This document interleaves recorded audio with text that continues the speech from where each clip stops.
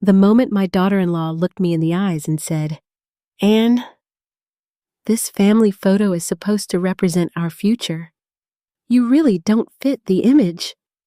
I felt something inside me break. Everyone in the photography studio went silent. My son, Ethan, lowered his eyes. My grandson, Lucas, looked confused. I stood there in my old navy dress, wearing the pearl brooch my late husband had given me 40 years earlier, wondering how I had become a stranger in my own family. I turned toward the door, determined to leave before anyone saw me cry. That was when the photographer suddenly dropped his camera. He stared at me with tears in his eyes. "Mrs. Fairchild," he whispered. "Is it really you?" And at that moment, my daughter-in-law realized she had just humiliated the wrong woman. If this story touches you, please take a moment to like and subscribe. I'd also love to hear your thoughts. What would you have done if you were standing in my shoes that day? And before we continue, tell me where you're watching from and what time it is in your corner of the world. Sometimes knowing we're not alone makes these stories feel a little closer to home. People often assume that loneliness arrives all at once. In my experience, it comes quietly. It slips into the empty chair at the kitchen table after your husband dies. It settles into the garage where his tools still hang exactly where he left them. It follows you through grocery stores when you instinctively reach for his favorite coffee before remembering that nobody is waiting at home. My name is Anne Fairchild. I was 68 years old when my daughter-in-law decided I wasn't good enough to appear in a family photograph. But my story truly began 10 years earlier. On the morning I buried my husband, David Fairchild had been my entire world. He had worked as a firefighter for nearly 30 years in Ohio, and even after retirement, he still woke up before sunrise every morning. He made coffee exactly the same way every day, watered the roses behind our house, and always kissed me on the forehead before leaving the kitchen. When cancer took him, it felt as if somebody had removed the foundation beneath my feet. The funeral was held on a cold November afternoon. Ethan stood beside me, his hand wrapped around mine, promising that I would never be alone. "I'll always take care of you, Mom," he whispered. At the time, I believed him. After David died, I remained in our small house outside Columbus. It wasn't fancy. The paint on the porch needed work, and the fence leaned slightly to one side. But it was the house where Ethan had grown up. Every room carried memories. The marks on the pantry door where we measured Ethan's height. The old baseball glove David bought him when he was 9. The piano I played during Christmas. The kitchen where we celebrated every birthday. I kept everything exactly the same. Some people told me I should sell the house and move somewhere smaller, but leaving felt like losing David a second time.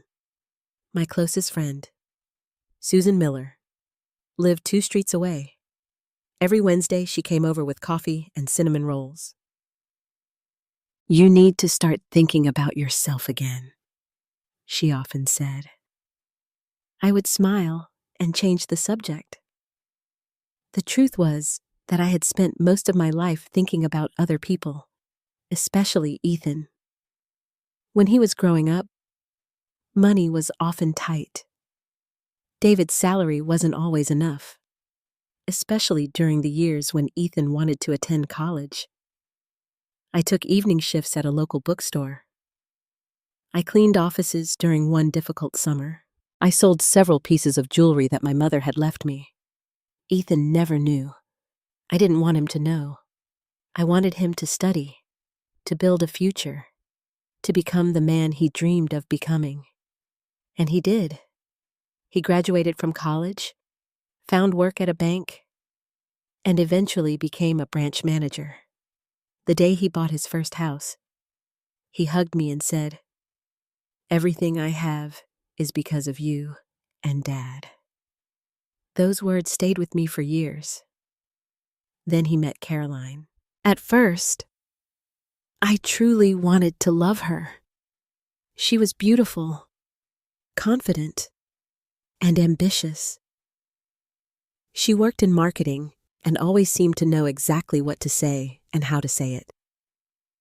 She wore expensive clothes and talked about investments, social circles, and business opportunities. I thought perhaps she would help Ethan grow. The first Christmas she spent with our family, she brought expensive wine and carefully wrapped gifts. She called me Mrs. Fairchild. I asked her to call me Anne. She smiled politely, but somehow she never did. Over time, little things began to change. She would correct the way I set the table. She would replace recipes that had been in our family for years. She once redecorated Ethan's living room and threw away an old chair that had belonged to David. When I asked about it, she said, "It really didn't fit the style." I told myself she meant no harm. Young people had different tastes. Times changed. Still, I began noticing how often Ethan looked toward Caroline before answering simple questions. Would they come for Thanksgiving? He would look at Caroline. Would they visit for Easter? He would look at Caroline. Could Lucas spend the weekend with me again? He would look at Caroline. My son had once been fearless. Now he seemed afraid to disappoint his wife. The hardest part wasn't Caroline's behavior. It was Ethan's silence. My grandson, Lucas, became my greatest comfort. He was 10 years old and had David's smile. Whenever he visited, he ran directly into my arms. "Grandma Anne, can we make cookies? Grandma Anne, tell me another story about Grandpa. Grandma Anne, can I sleep in the guest room?" Those weekends became precious to me. But even those began happening less often. Caroline always had activities planned: soccer, piano lessons, birthday parties, travel tournaments. Their lives became busier, and somehow there was less room for me. One Sunday afternoon, I attended one of Lucas's school concerts. I sat quietly in the back row. After the performance, parents gathered for photographs. I watched as Caroline arranged everyone carefully. When I stepped forward, she smiled politely and said, "Oh, this one is just for the immediate family." Immediate family. The words stayed with me during the entire drive home. Had I somehow become something else, a relative, a visitor, an obligation? Months passed. I spent my days tending my garden. David had planted roses before he died, and I cared for them carefully. I volunteered at church. I helped organize food drives. I visited elderly neighbors who had nobody else. People often thanked me, but gratitude from strangers could not replace love from family. One evening, Susan came over carrying soup. She sat across from me and studied my face. "You miss Ethan?" I nodded. "He loves you." "I know." "Then what's wrong?" I stared through the kitchen window. "I think somewhere along the way, he forgot who he used to be." Susan reached across the table. "And maybe he simply needs to remember." I wanted to believe her. Several weeks later, Ethan called. His voice sounded nervous. Caroline is organizing a professional family photo session. That sounds nice. She wants everyone there. Everyone. The word warmed my heart. When is it? Next Saturday. For the first time in months, I felt excited. Perhaps things were changing. Perhaps we would finally spend time together. Perhaps I had worried for nothing. After we ended the call, I walked into my bedroom and opened the wooden jewelry box David had given me decades earlier. Inside sat the pearl brooch he bought on our 25th anniversary. He had said, "One day, when we're both old and gray, you'll wear this and remind me how lucky I was." I held the brooch in my hand for several minutes. Without realizing it, tears filled my eyes.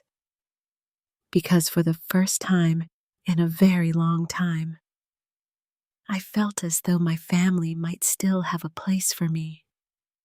I had no idea that the photograph Caroline planned would become the most painful day of my life.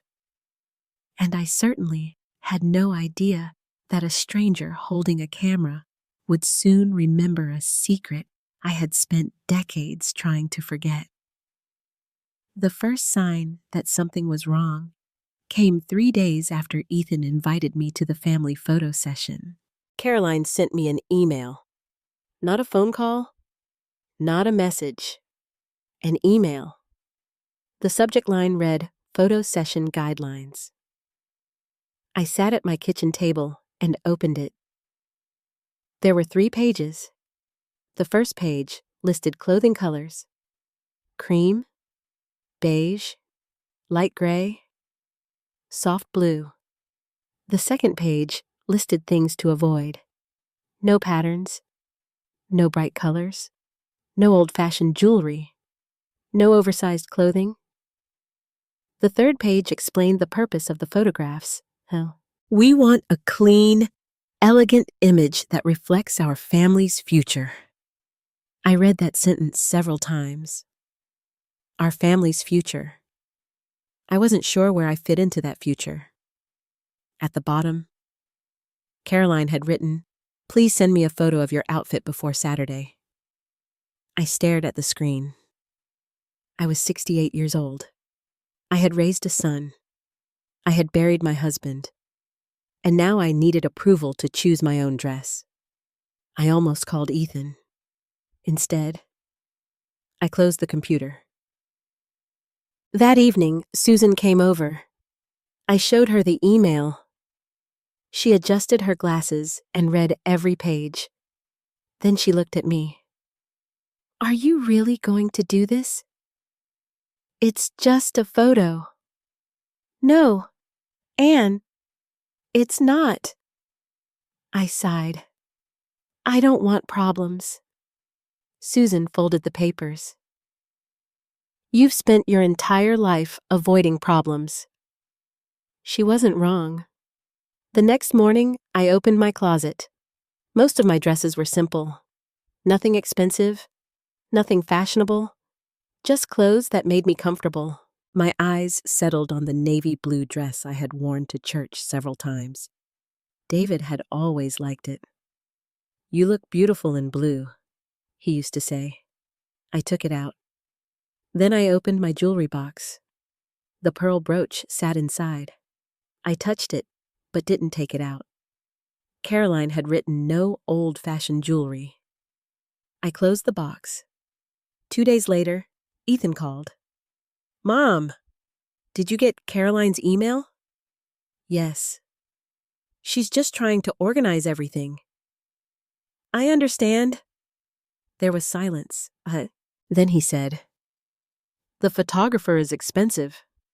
"I know. She wants everything perfect." Perfect. That word again. I asked, "Do you want me there?" He sounded surprised. "Of course." "Because sometimes I feel like Caroline doesn't." He sighed. "Mom, please don't make this difficult." I felt something tighten inside my chest. I hadn't complained. I hadn't argued. But somehow, I was already the difficult one. After we hung up, I sat alone in my living room.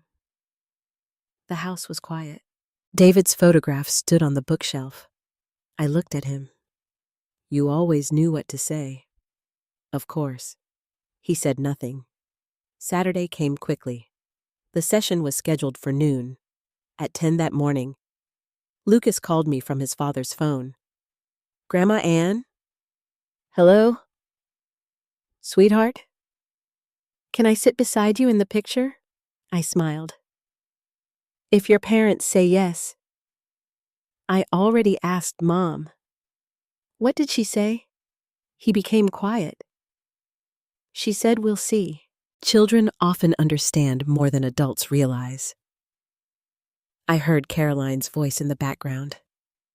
Lucas, we're leaving. Bye. Grandma. See you soon. The call ended. I walked upstairs. I looked at the navy dress again. For several minutes, I stood there. Then I opened the jewelry box. I took out the pearl brooch. David had given it to me on our 25th anniversary. He had saved money for months. When he handed me the small box, he said, "One day, this will remind you that you were always loved." I attached it to my dress. If Caroline didn't like it, that was her problem. Before leaving, I stopped by Susan's house. She opened the door. "You look beautiful." I laughed softly. Caroline may disagree. Caroline has eyes, but she doesn't see. I hugged her. Wish me luck. Anne. Yes. Never apologize for existing. Those words stayed with me. The photography studio was in downtown Columbus. Large windows, white walls, expensive furniture, everything looked modern. When I entered, Caroline immediately walked toward me. She was wearing a cream-colored dress. Her makeup was perfect. Her smile wasn't. Oh. Just one word. Oh. She looked at my dress. Then she looked at the brooch. You wore that. I glanced down. The blue dress. The brooch. It belonged to my husband. She forced a smile. It's very vintage. I knew exactly what she meant.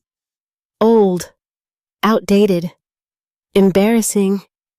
Ethan approached. He kissed my cheek. Hi. Mom. Hello.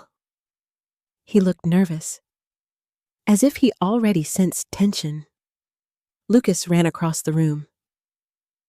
Grandma. He hugged me tightly. Caroline immediately spoke. Careful.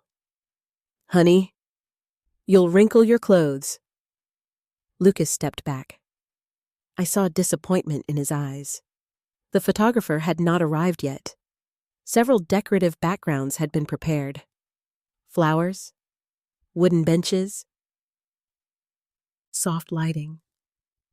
Caroline walked around directing everyone. Ethan, stand here. Lucas, don't touch that. No jackets. No glasses. Everything had to be controlled. At one point, she approached me again. Anne, do you happen to have another necklace? I'm not wearing one. The brooch. Oh, I touched it. It stays. She smiled politely. Of course, but her eyes said something different. A few minutes later, the photographer arrived. Tall, dark hair, around 45 years old. He introduced himself. "I'm Daniel Brooks." Everyone shook hands. When he reached me, he smiled warmly. "And you must be Anne." "Yes." His expression softened for a moment. Then he turned toward the equipment. Caroline immediately took charge. "We'd like several family combinations." Daniel nodded. "Wonderful," she continued. "Mostly immediate family." Something about those words made me uncomfortable. Immediate family. Again, Daniel began arranging lights. Lucas sat beside me on a small couch. "Grandma, you're pretty." I laughed. "You don't have to say that. Grandpa used to say it." My heart hurt. "Did your father tell you that?" He nodded. "Dad says Grandpa always thought you were beautiful." I looked toward Ethan. He was helping move chairs. For a brief moment, our eyes met, and I saw guilt. Just a little, but enough to notice. Caroline called everyone together. "Let's start." She stood beside Daniel and reviewed the shot list. Couple photos, parent photos, child photos, generational photos. She pointed toward several positions. Then she stopped. Her eyes moved slowly toward me. And suddenly, I had the terrible feeling that Susan had been right. This had never been about photographs. This had been about deciding who belonged and who didn't. The entire studio became silent. Daniel stood only a few feet away from me. His camera hung loosely from his shoulder. His eyes never left the pearl brooch. I touched it instinctively. "My husband gave it to me," I said. His voice trembled. "Where did he get it?" I felt confused. "He bought it years ago." Daniel took another step forward. "What was your husband's name?" "David Fairchild." His face changed. He looked as though he had seen a ghost. Behind him, Caroline crossed her arms. "Is something wrong?" Daniel didn't answer her. Instead, he looked directly at me. "Were you ever in Cleveland?" The question surprised me. "Yes." "What year?" I swallowed. "About 25 years ago." His breathing became uneven. "Did your husband work for the fire department?" I suddenly felt cold. Ethan looked confused. "Mom!" I didn't answer him. Daniel slowly removed his glasses. His eyes had become red. "There was a house fire." Nobody moved. Nobody spoke. The entire studio seemed frozen. I felt my heart begin to race. That memory had lived inside me for decades. Hidden, buried. I said quietly, "That was a long time ago." Daniel nodded. "There was a little boy." My fingers tightened around my purse. "Daniel." His voice broke. "Did you save him?" Caroline looked annoyed. "I'm sorry. But what exactly is happening?" Daniel turned toward her. "What is happening?" His voice became sharp. "The woman you just asked to leave saved my life." The room exploded into silence. Ethan stared at me. Lucas looked confused. Caroline laughed nervously. "I think there must be some mistake." Daniel shook his head. "No mistake." He looked at me again. "I remember the brooch." My chest tightened. The fire. The smoke. The screaming. I had not thought about that night in years. I said quietly, "Daniel, please." His eyes filled with tears. "It was you." Caroline looked at Ethan. "Ethan, do you know what he's talking about?" My son looked at me. "Mom!" I suddenly felt trapped. I never wanted this. I never wanted anyone to know. Daniel spoke softly. "My mother told me about you my entire life." I closed my eyes. His mother, Margaret. I remembered her. The hospital. The crying. The flowers. The thank you letters. I had never answered them. Daniel continued. "My mother said an angel carried me out of the fire." I shook my head. "No. She said your husband was a firefighter." I looked at David's brooch. "He was..." Daniel smiled through tears. "I've been searching for you for 20 years. Caroline interrupted. "Searching." Daniel finally turned toward everyone. "When I was 8 years old, our apartment building caught fire." Nobody spoke. "My mother was trapped downstairs." He pointed toward me. "She ran inside." I felt my breathing become heavy. I hated remembering that night. The flames, the heat, the fear. Daniel continued. "She found me hiding under a bed." Lucas stared at me. "Grandma," I couldn't look at him. Daniel said quietly, "She carried me outside." Ethan stepped closer. "Mom, why didn't you ever tell me?" "Because I didn't want to. Because some memories hurt too much. Because heroes aren't always heroes afterward." I finally spoke. "It wasn't important." Daniel immediately shook his head. "It changed my entire life." Caroline still looked skeptical. "You never mentioned this." I looked at her. "You never asked." That sentence landed harder than I expected. Even Ethan looked away. Daniel sat down in a nearby chair. His voice became softer. "My mother died 5 years ago." I felt pain in my chest. Margaret had been kind, very kind. Before she died, she gave me a newspaper clipping. He opened his wallet. Inside was an old photograph. He handed it to me.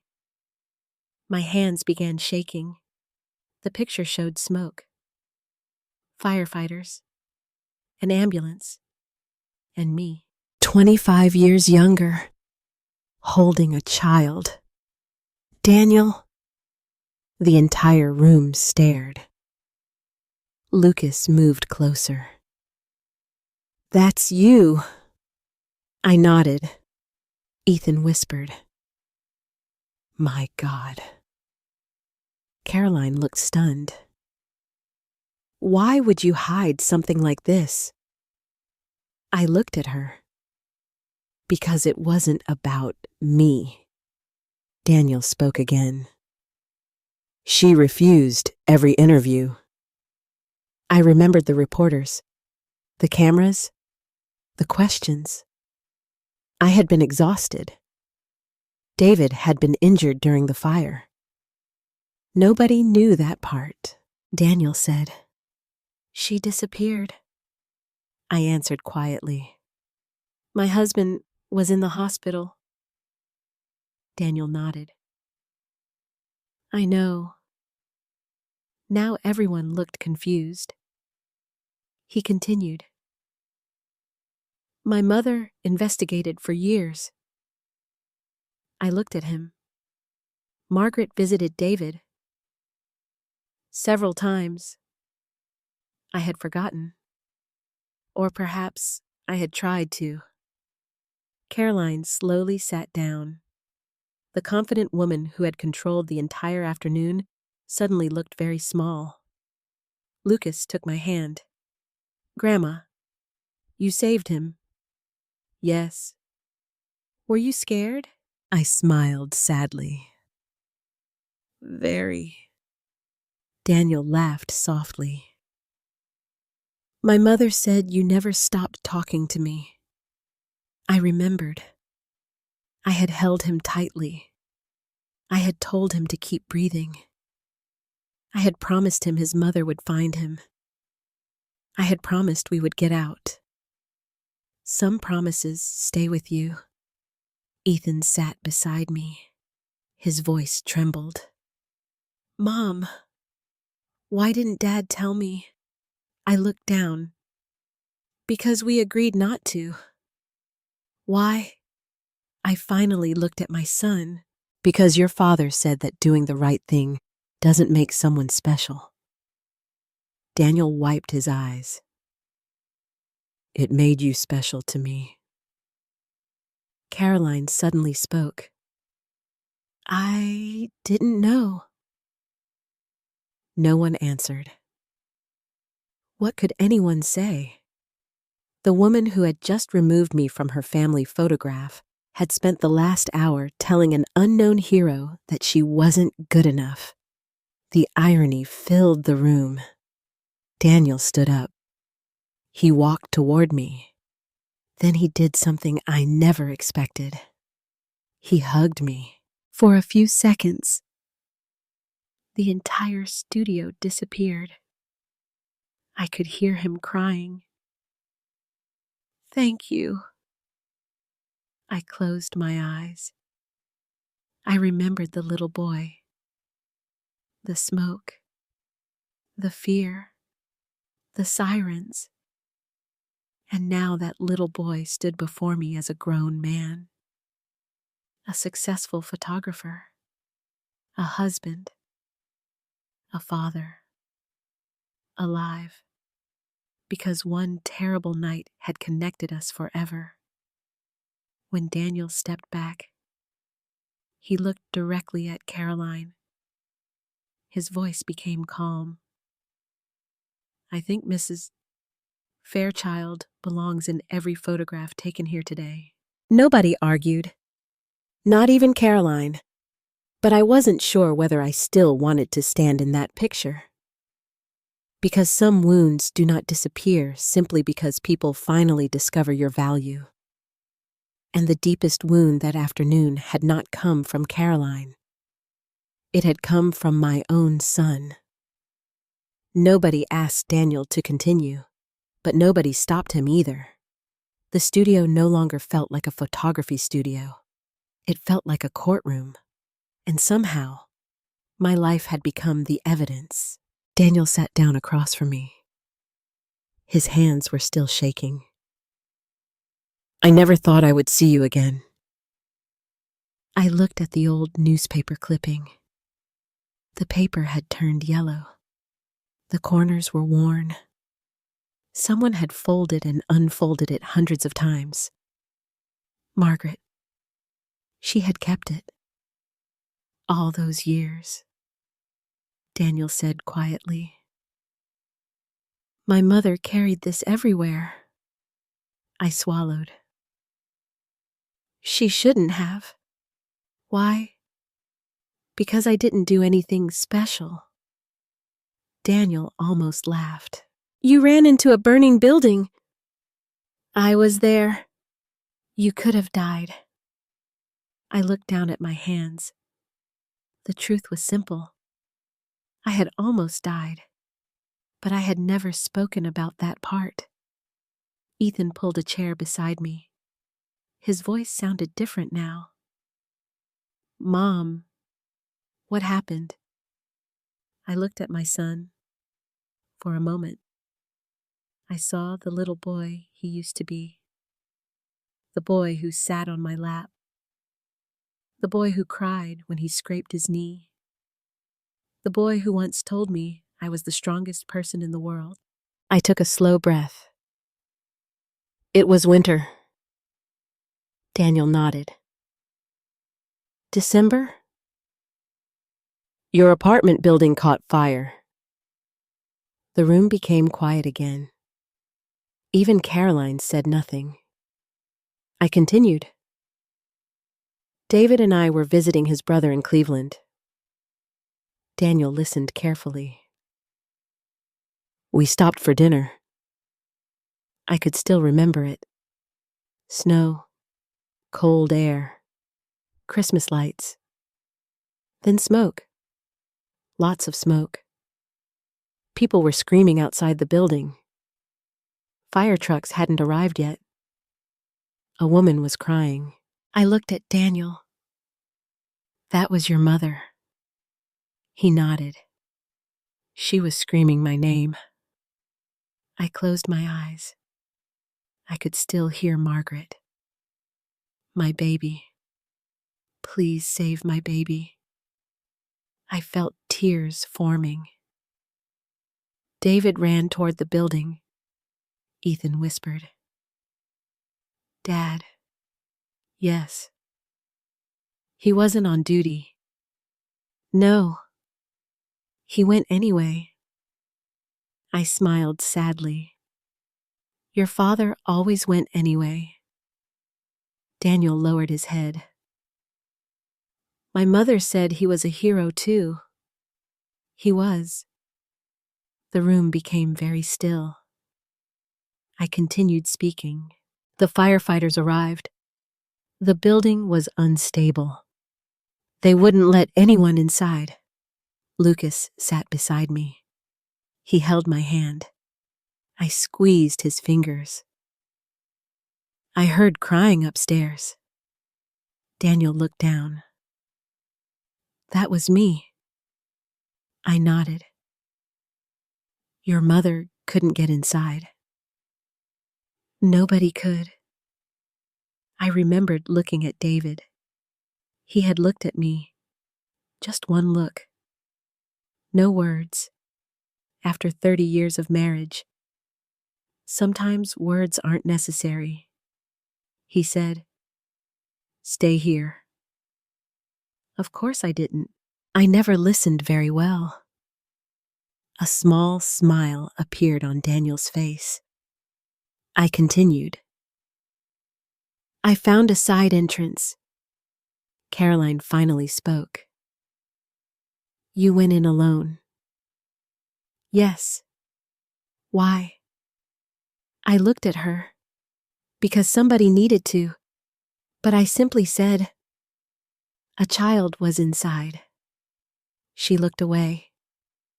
I remembered the smoke, the heat, the darkness. I could barely see. I called out several times. No answer. Then I heard crying. Very small. Very frightened. Daniel's voice shook. Was under my bed. Yes. My mother told me that. I smiled. You wouldn't come out. A few people laughed softly. Daniel wiped his eyes. I was scared. I know. I remembered kneeling beside him. I remembered telling him my name. I remembered promising he would see his mother again. I remembered carrying him down the stairs. But there was something I had never told anyone. Not even Ethan. I looked at the floor. Part of the staircase collapsed. Daniel looked surprised. My mother never knew. Nobody knew. Ethan stared at me. What happened? I touched my left shoulder.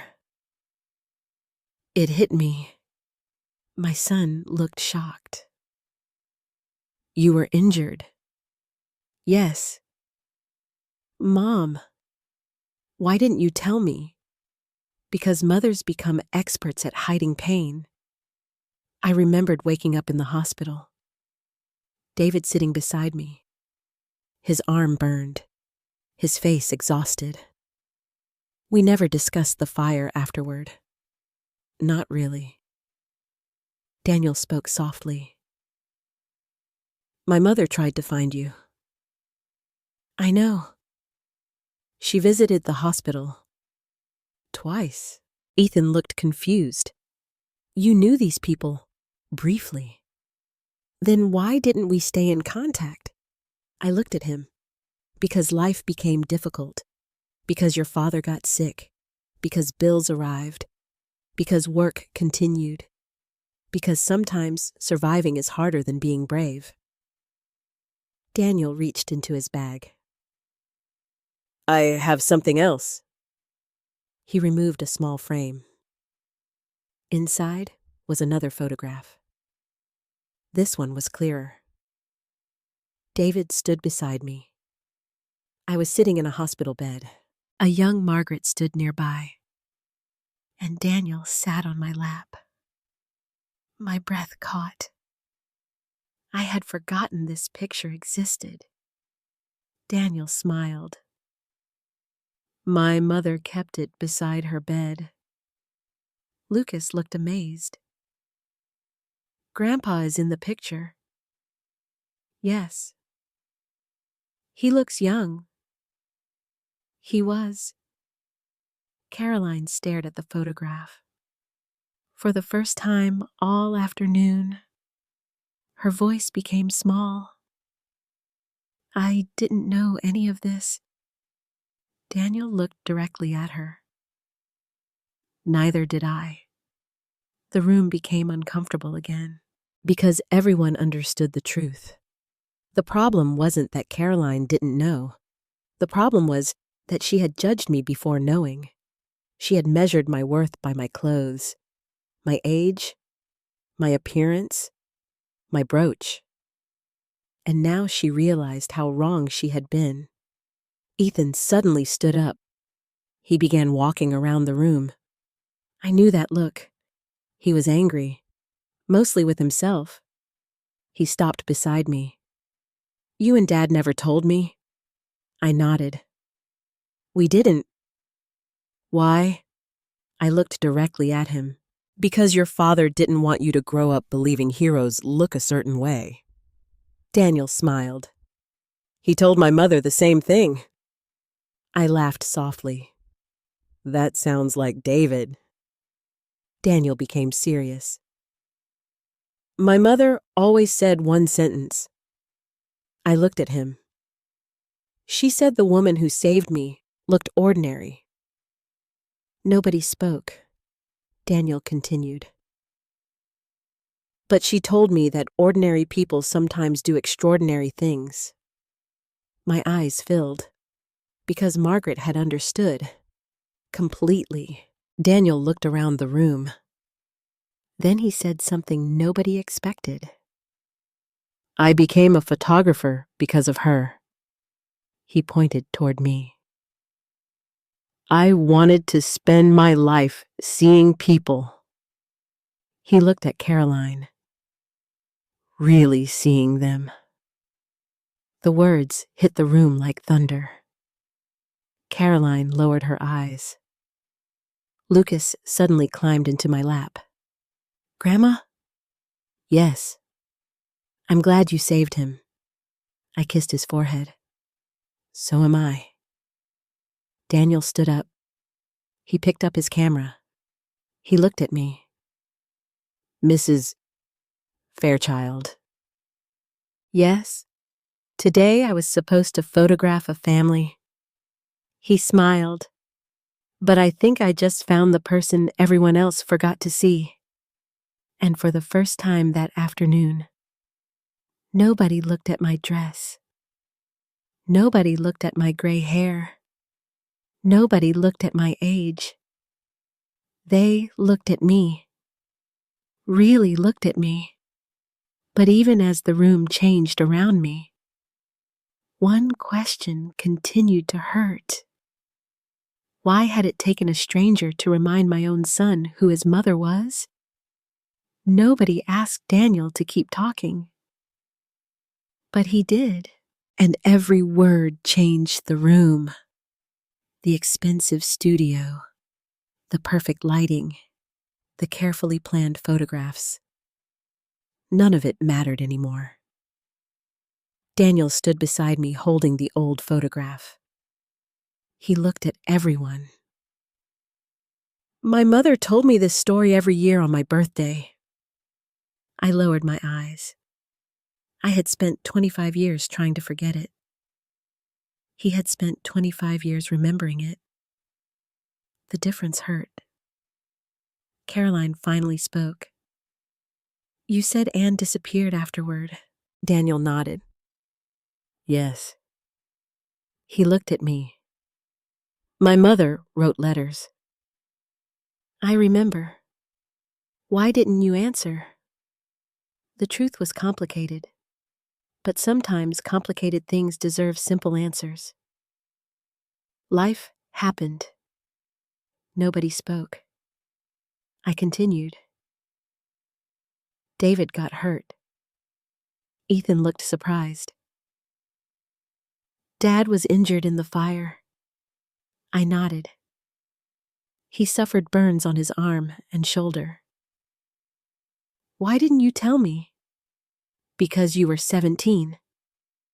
He looked confused. I was old enough. No. I smiled sadly.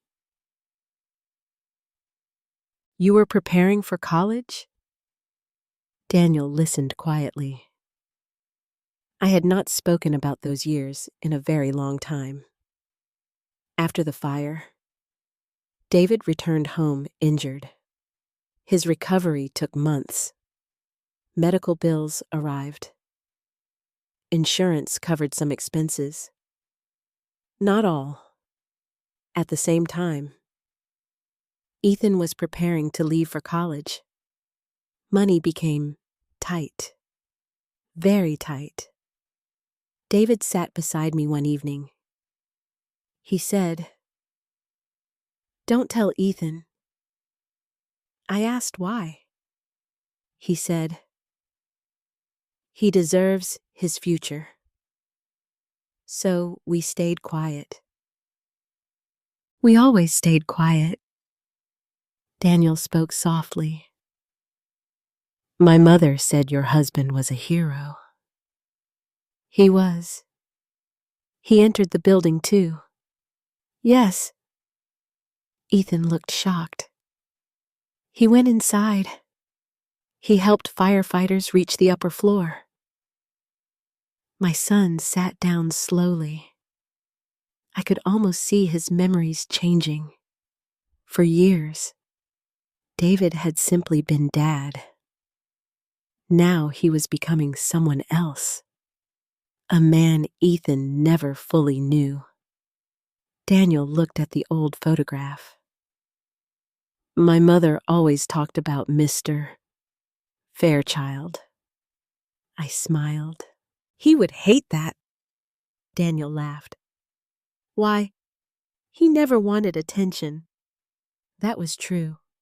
David believed kindness should stay private. He believed helping people was normal. He believed applause was unnecessary. Perhaps that was why we never told anyone. Not Ethan. Not neighbors. Not friends. Not even Susan knew the entire story. Caroline looked at me. Her voice was quieter now. So, all these years. Yes. You never told anyone, no. Why? I looked directly at her. Because the people who need recognition usually aren't the ones doing the work. She lowered her eyes. I think she understood the meaning. At least a little. Daniel walked toward his camera. He picked it up. Then he looked at me. I became a photographer because of you. That surprised me. Me? Yes. I frowned. I don't understand. He smiled. When I was young, I wanted to become a firefighter. He looked down. But after my mother died, I found her journals. He reached into his bag again. This time, he removed a small notebook. She wrote about you. I felt my throat tighten. Margaret had always been kind. But I never realized how much the fire affected her. Daniel opened the notebook. My mother wrote something. He looked at me. Can I read it? I nodded. His voice became soft. The woman who saved my son wore an old winter coat. She looked tired. Her hands were shaking. Nobody would have noticed her in a crowd. But courage often looks ordinary. The room became silent. He continued. If Daniel grows up, I hope he learns to see people the way I saw her that night. Daniel closed the notebook. I couldn't speak. Neither could Ethan. Lucas climbed into my lap. Grandma? Yes. You're famous. I laughed softly. No. Sweetheart. Then why is everybody crying? The question made several people smile. Because children see the truth. Adults hide behind words. I kissed his forehead. Sometimes people remember important things. Daniel looked at Ethan. You know something. My son looked up. When I was 13, I wanted to quit school. Ethan seemed confused. My mother showed me Anne's picture. He held up the old clipping. She told me that one stranger risked everything for me. He smiled. She said I owed the world something. The room listened carefully. I became successful because I wanted to deserve the life Anne gave me. I looked away. Nobody should carry gratitude for 25 years. But Daniel had. And suddenly, I understood why he became emotional. For him, I wasn't an old woman in a blue dress. I was proof that kindness existed. Ethan suddenly stood up. He walked toward the large studio window. Nobody interrupted him. After several seconds, he spoke. I don't understand. His back faced us. I don't understand how I didn't know. I answered quietly. Because we wanted you to live your life. He turned around. His eyes were wet. You worked 2 jobs. Yes. Dad was injured. Yes. You paid for college. Yes. And you never said anything. No. His voice broke. Why? I looked at him. Because mothers answer these questions honestly. Because I was your mother. He sat down.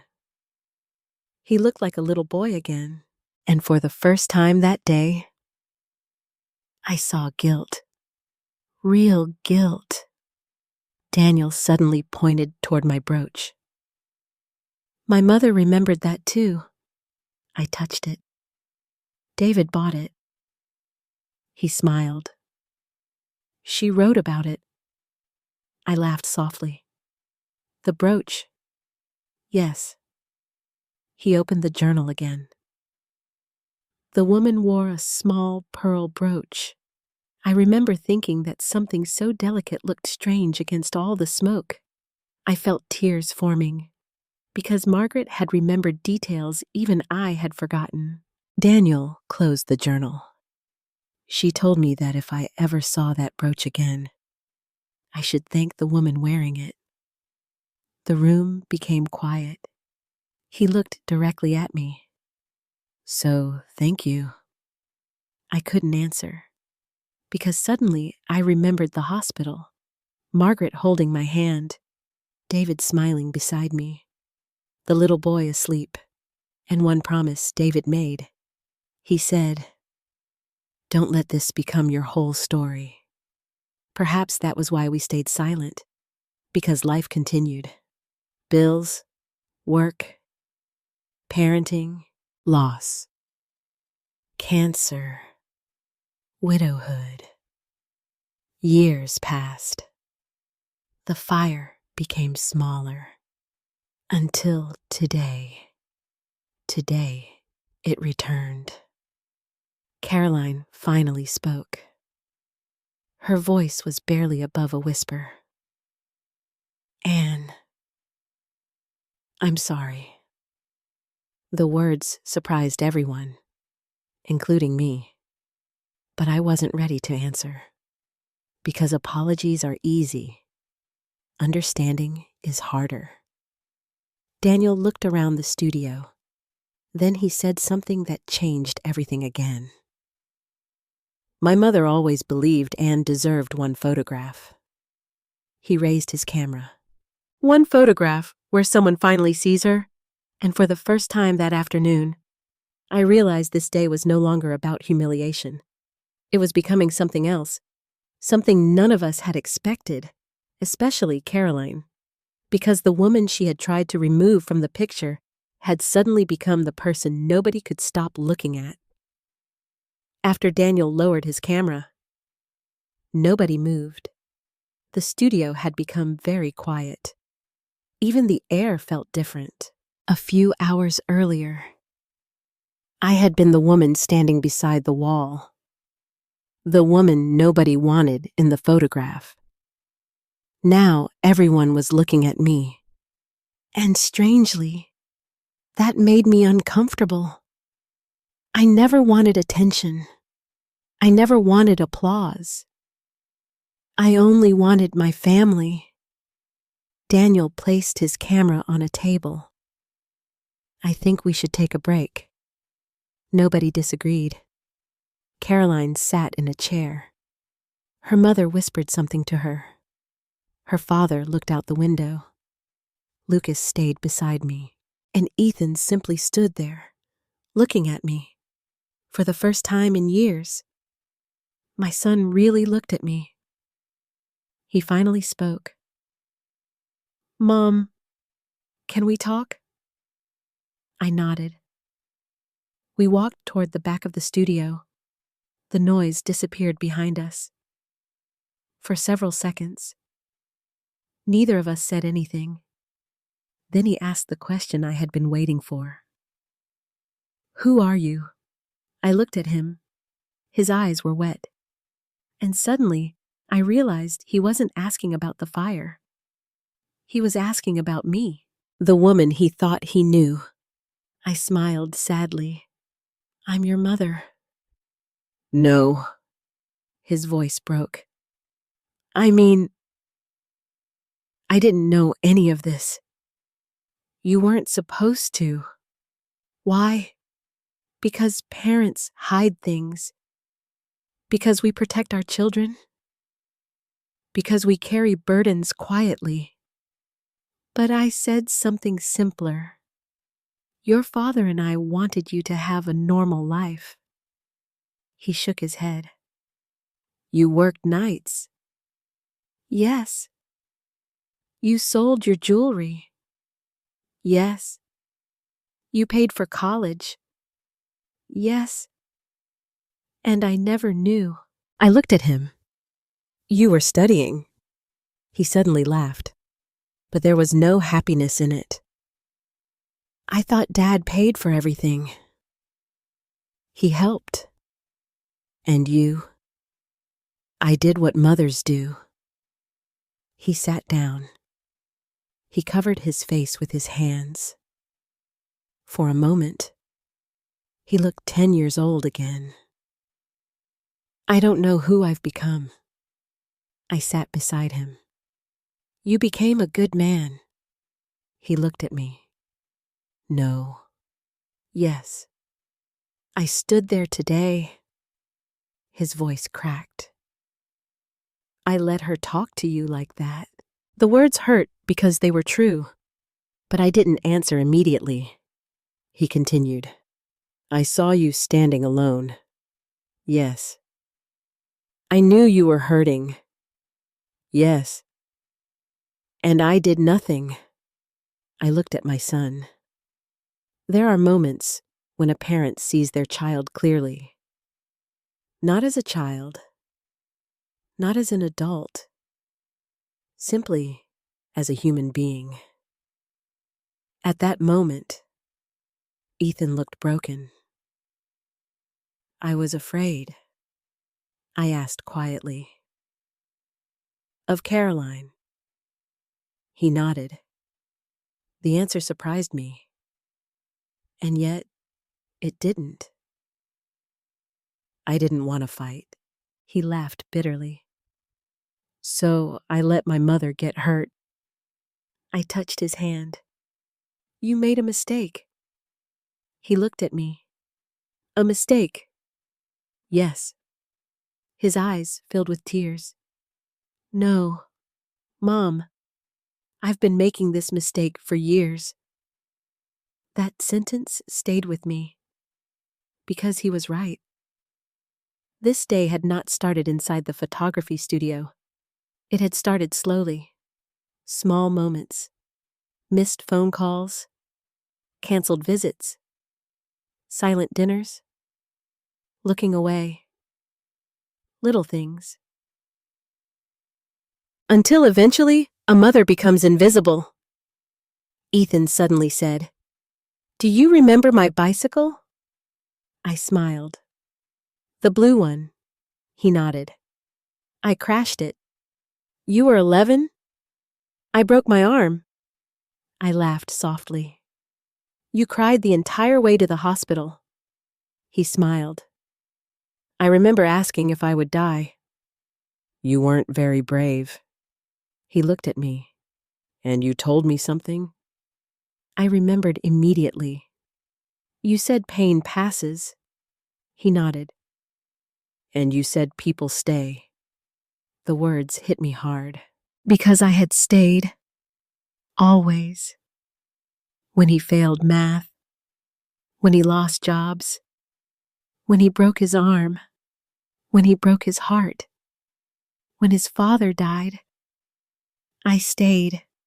And somehow, somewhere, he forgot. Ethan looked toward the studio. I've spent years trying to make everyone happy. Everyone. He nodded. Caroline. He looked down. Her parents. The people at work. The neighbors. The social events. He laughed softly. I don't even know when it happened. I finally asked the question. Are you happy? He didn't answer. That was answer enough. Back in the studio, Daniel was showing Lucas the old photographs. Lucas looked fascinated. Grandpa was a firefighter, Daniel nodded. He was very brave. Lucas smiled. Grandma, too. Caroline sat alone. She had stopped speaking. For the first time since I had known her, she seemed uncertain. Her perfect afternoon had disappeared. Her perfect family photograph had disappeared. And perhaps her perfect image had disappeared too. Ethan looked at me. Do you know what I remember most? What? The nights you stayed awake. I frowned. When I was studying, I smiled. You had exams? You always sat in the kitchen. I remembered. Coffee. Books. Late nights. He continued. You said you couldn't sleep. I laughed softly. I couldn't. He shook his head. No. He looked directly at me. You stayed awake because of me. I didn't answer, because he was right. Mothers do things quietly. Children notice later, sometimes much later. He wiped his eyes. I've been so busy trying to build a life. You did. But I forgot who built mine. I felt tears in my own eyes. Because this was the son I remembered. The little boy, the good heart, still there. Hidden, but still there. Daniel walked toward us. He carried the old photograph. I found something else. He handed it to Ethan. It was the back of the newspaper clipping. Written in blue ink were several words. Ethan read them aloud. For Anne and David Fairchild. Because courage deserves to be remembered. His voice trembled. Dad kept this. I nodded. In his desk. Why didn't you show me? Because your father thought actions matter more than stories. Ethan stared at the writing. Then he said something that broke my heart. I wish I had known him better. I smiled sadly. So do I. Because even after 40 years of marriage, I still wished for more time. Lucas suddenly ran toward us. Dad! Ethan looked up. Yes. Can Grandma be in the picture now? The room became quiet again. Caroline looked up. Daniel waited. Everyone waited. But before Ethan could answer, I realized something. The answer no longer mattered, because I was no longer standing outside the family. The truth had already changed everything, and for the first time that day, I began wondering whether I even wanted to stand in the photograph that had caused so much pain. I looked at Lucas. He was still waiting for an answer. Dad, can Grandma be in the picture now? Nobody spoke. Not Ethan. Not Caroline. Not even Daniel. The room had become heavy again. A few minutes earlier, everyone had discovered who I was. But now another question stood before us. Did they want me in the picture because I was Anne Fairchild? Or because I had once saved a child from a fire? The difference mattered. It mattered very much. Ethan finally said, Of course she can. Lucas smiled. But I didn't move. Caroline looked at me. Anne, please. The word surprised me. Not Mrs. Fairchild. Not that careful distance she always used. Anne. For the first time, I looked at her. Her makeup had begun to fade. Her perfect smile had disappeared. She looked tired, perhaps embarrassed, perhaps frightened. Daniel adjusted his camera. We can continue whenever everyone is ready. But I wasn't ready. I sat down. I placed my purse beside me, and I said the words nobody expected. I don't think I want the picture. Silence. Caroline blinked. What? I looked directly at her. I don't think I want to be in it. Lucas looked shocked. Grandma. I touched his hand. It's okay. Ethan sat beside me. Mom. I looked at him. Do you want me because I'm your mother? He didn't answer immediately. And if Daniel hadn't recognized me, his face changed. That was the real question. The room knew it. Caroline knew it. Because an hour earlier, I had been an old woman wearing the wrong dress. Nothing else had changed. Only the story. And suddenly, I mattered. I spoke quietly. The woman standing by the wall was still me. Nobody answered. Daniel lowered his camera. He understood. Perhaps better than anyone. Caroline slowly walked toward me. Her voice became softer. I made a mistake. I looked at her. Yes. I didn't know. No. She swallowed. I thought. She stopped. What? She looked embarrassed. I thought you didn't care. I almost laughed. How could a mother not care? But sometimes silence looks like indifference. Sometimes kindness looks weak. Sometimes people mistake gentleness for having no value. I asked quietly, "What exactly did you think?" She looked at the floor. I thought you judged me. That surprised me. Judged you. You never said much. I listened. She nodded. You stayed quiet. Because she didn't understand. I stayed quiet because I wanted peace, not because I disapproved. Caroline continued. You and David had this perfect marriage. I smiled sadly. It had not been perfect. No marriage is. We struggled. She looked surprised. You did. We struggled with money. We argued.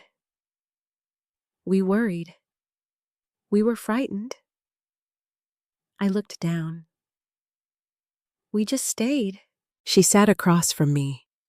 For the first time in years. We spoke honestly. I wanted everything to look perfect. I nodded. I know. I grew up poor. That surprised me again. I didn't know that. She laughed softly. Nobody does. The room listened. My father lost jobs. My mother worked nights. We moved all the time. She looked at the beautiful studio. When I finally had money, I wanted everything to look successful. I understood. More than she realized. She continued. I wanted people to think my family was perfect. And me, she looked ashamed. You reminded me of where I came from. Those words hit me hard. Because suddenly I understood. My age, my simple clothes, my old brooch, my small house. I represented something she was trying to escape. Daniel quietly spoke. Real people don't ruin photographs. Nobody answered him. Caroline looked at me. I was wrong. Perhaps she meant it. Perhaps she didn't. I wasn't sure. But one apology could not erase years. Ethan suddenly stood. He looked directly at his wife. You hurt my mother. The room became still, because Ethan rarely confronted anyone, especially Caroline. She looked shocked. I said I was sorry. You embarrassed her. Caroline's eyes filled with tears. I know. You treated her like she didn't belong. I know. His voice became stronger. And I let it happen. That part was true. He turned toward me. I'm sorry. I looked at my son, the little boy, the teenager, the man, all standing there together. And for the first time that day, I believed his apology because guilt had finally become understanding. Lucas climbed onto my lap. Grandma. Yes. I want a picture with you. I smiled. Only me. He nodded. Just us. Daniel suddenly smiled. I like that idea.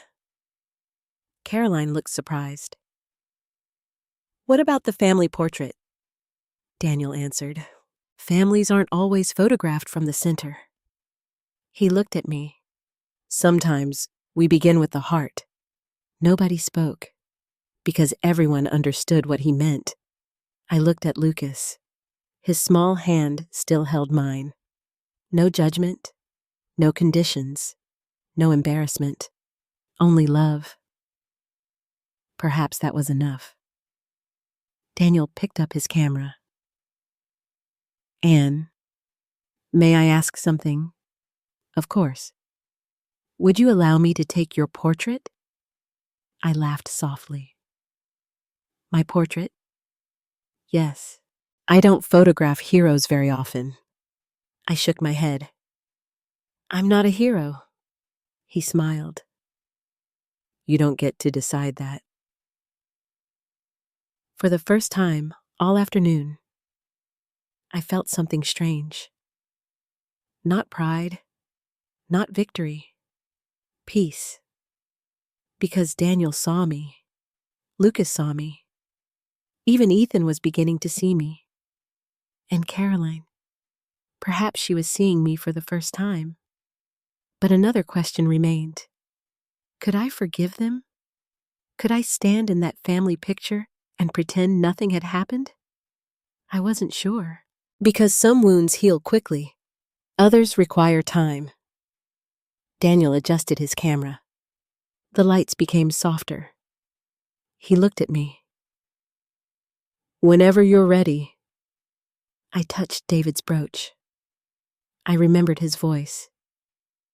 You don't owe anyone proof of your worth. And suddenly, I understood something. I did not need this photograph to prove I belonged. I never had. Daniel lowered his camera. The studio lights remained on. Everyone was waiting, but nobody knew what would happen next. I looked at Lucas. He still sat beside me. His small hand held mine tightly. Grandma, he whispered, please stay. I smiled. I'm staying. He looked relieved. Daniel walked toward me. Anne, may I ask you something? Of course. I'd like to take your portrait. I laughed softly. You've already said that. I mean a real portrait. I looked around the room. The expensive backgrounds. The flowers. The carefully arranged furniture. Why me? He answered immediately. Because my mother wanted one. Those words touched me. Margaret had been gone for 5 years, and somehow she was still speaking through her son. Caroline quietly stood. What about the family pictures? Daniel looked at her. They can wait. Nobody argued, not even Caroline. For the first time all afternoon, she was no longer controlling the room. Daniel moved a simple wooden chair near the large window.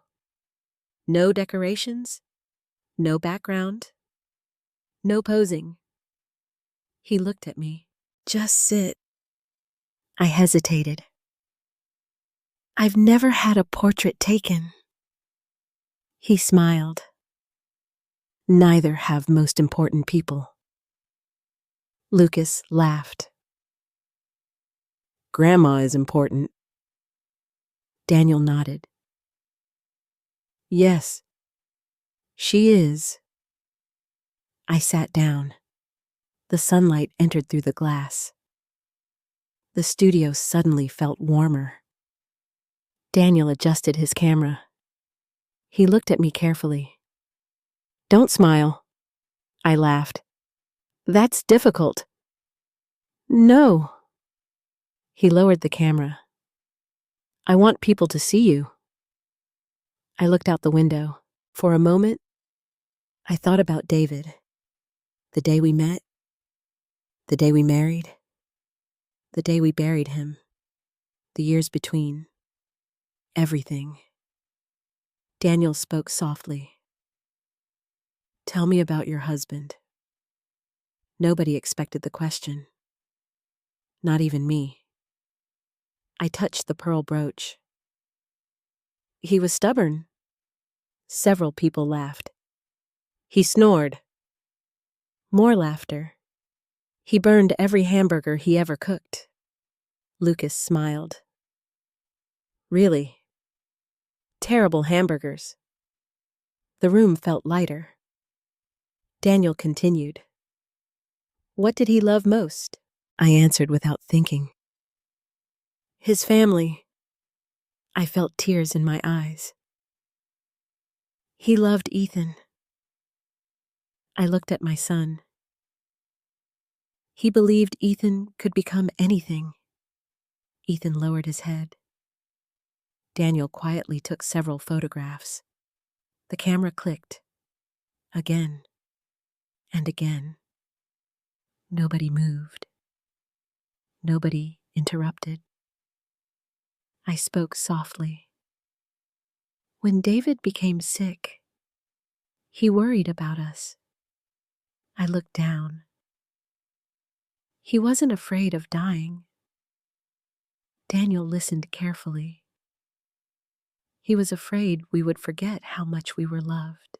The room became silent, because love was exactly what had brought us here, and exactly what had been missing. Daniel lowered the camera. "He sounds remarkable." "He was ordinary." Daniel smiled. "Extraordinary people always say that." I laughed softly. Perhaps he was right. Ethan suddenly walked forward. "Can I ask something?" I looked at him. "Of course." "When Dad died." His voice broke. "Were you scared?" I nodded. "Very." He looked surprised. "You never showed it." I couldn't. "Why not?" "Because mothers don't always have the luxury of falling apart." But I answered differently. "Because you were grieving too." His eyes filled with tears. "I thought you were strong." "I was scared." That seemed to affect him deeply. Because children often believe parents are unbreakable, even adult children. Daniel spoke. "Anne, look at Ethan." I turned toward my son. He looked exactly like his father, especially when he was sad. The camera clicked. Again and again. After several minutes, Daniel lowered the camera. "I think I have it." Lucas jumped excitedly. "Can we see?" Daniel smiled. In a minute. Caroline had not spoken for almost 20 minutes. She sat quietly beside her parents. Her mother finally whispered something to her. Caroline nodded. Then she slowly stood. She walked toward me. "I owe you an apology." The room became quiet again. I looked at her. She looked very different now. No confidence, no control, only embarrassment. She continued. "I judged you." "Yes." "I judged your clothes." "Yes." "I judged your age." I nodded. Her eyes filled with tears. "And I judged your value." Nobody moved, because that was the truth. She looked at the floor. My mother used to tell me something. I waited. She said people see what they're afraid of. I frowned. She looked at me. I was afraid of becoming invisible. That surprised me. Why? Because my mother became invisible. The room listened. My father ignored her. My relatives ignored her. Nobody noticed her. She looked down. So I spent my entire life trying to make people notice me. I suddenly understood. Not everything, but enough. Success, appearance, perfection, control. Perhaps those things had been her armor, and people wearing armor often hurt others without realizing it. Daniel quietly said, "Pain travels." Nobody answered. Because he was right. Ethan walked toward me.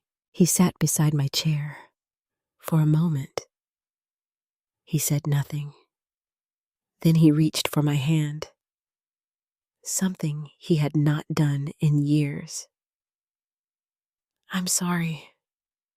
I looked at him. He continued, "I've spent years worrying about everyone except you." I squeezed his hand. "You still have time." His voice became small. "Do I?"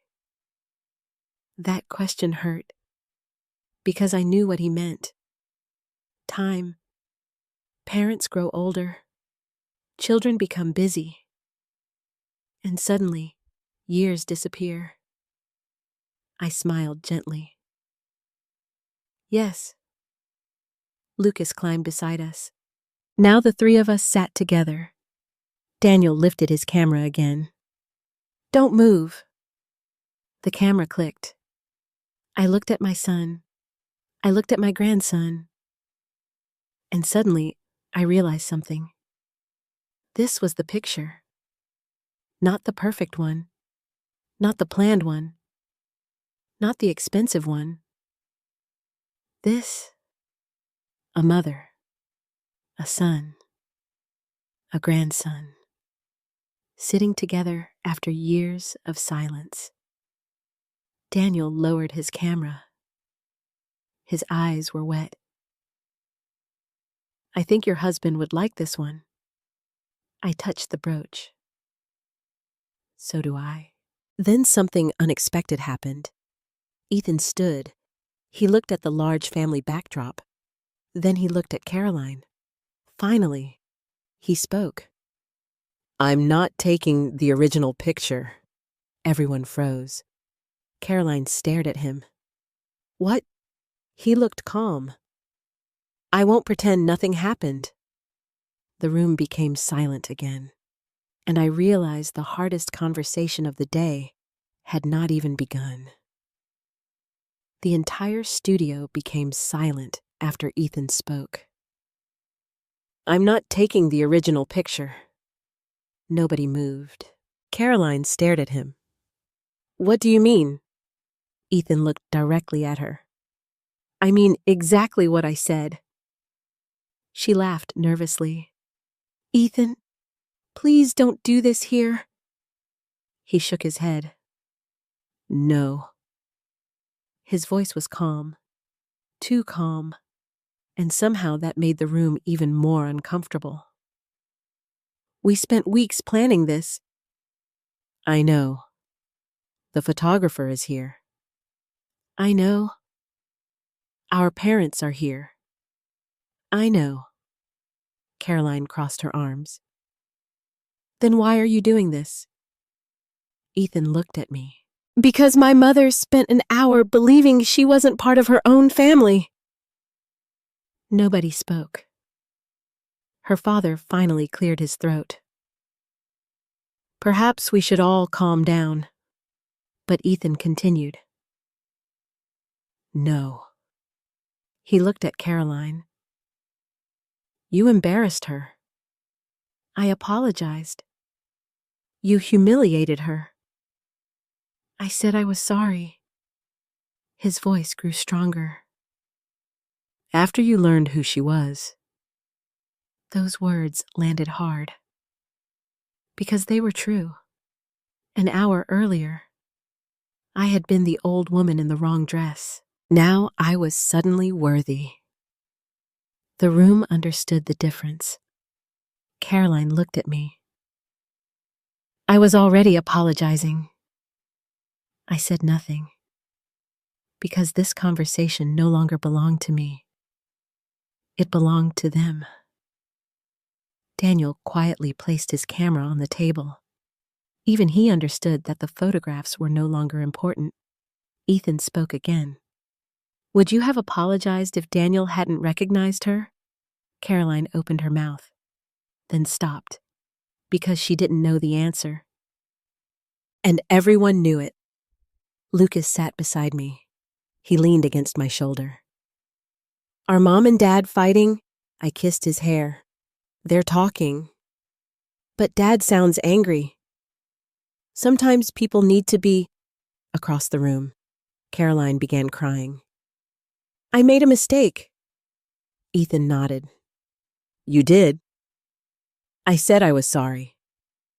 You've been doing this for years. That surprised everyone, including me. Caroline stared at him. What? He looked exhausted. You've criticized my mother for years. I have not. You have. He looked at me. You complained about her house. I remembered. You complained about her cooking. I remembered. You complained about her clothes. I remembered. And every single time, I stayed quiet. Caroline shook her head. I was joking. No. His voice broke. You weren't. For the first time in years, my son was finally speaking honestly, and honesty can be painful. Caroline's mother stood. Caroline loves this family. Ethan looked at her. I know. Then why are you attacking her? He answered quietly. Because I should have defended my mother years ago. Those words hurt, but not because they were wrong, because they were true. I looked at Ethan. I remembered him at 6 years old. He once stood between me and a barking dog. He had been terrified. But he still stood there. Somewhere along the way, fear had changed. Now, he feared disappointing his wife. Daniel suddenly spoke. May I say something? Everyone looked at him. He walked toward Ethan.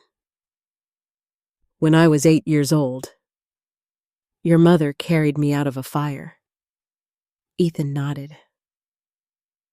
I know. Daniel continued. Today, you have an opportunity. What opportunity? To carry her out of this one. The room became quiet, because we all understood what he meant. Caroline sat down. Her makeup had begun to run. She looked tired, very tired. She looked at me. I never wanted this. I finally spoke. What did you want? She answered honestly. A perfect family. I nodded. And I ruined it. Tears rolled down her face. No. She looked around the studio. I think I did. Her father walked toward her. Caroline. She shook her head. No. She looked at everyone. When I was young, my mother cleaned houses. Her mother looked surprised. We don't need to talk about this. Yes, we do. Her voice trembled. I was embarrassed. Nobody spoke. I hated being poor. She looked at me. When I saw your house.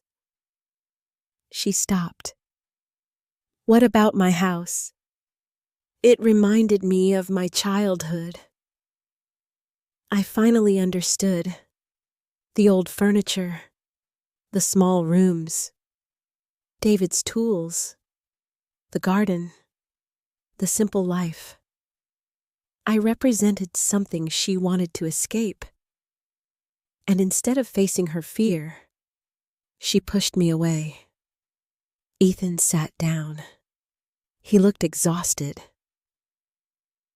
Why didn't you tell me this? Caroline wiped her tears. Because I was ashamed. He looked at her. And instead, you made my mother feel ashamed. No one spoke, because there was nothing to say. Lucas finally asked the question everyone avoided. Are we still a family?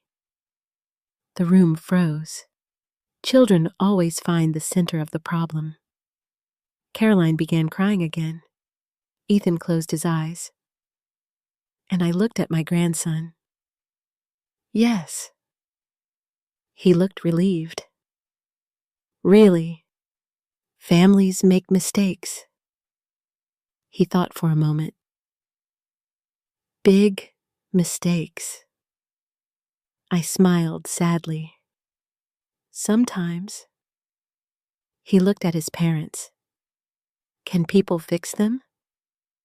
Nobody answered. So I did, if they want to. Daniel quietly picked up his camera. But he didn't take pictures. He simply stood there, watching, listening. He had become more than a photographer. He had become a witness. Ethan suddenly walked toward me. He knelt beside my chair, something he had not done since he was a child. He took my hands, and for the first time that day, he cried. Real tears. I'm sorry. I touched his face. He continued. I failed you. No. Yes. His voice broke. You stood alone.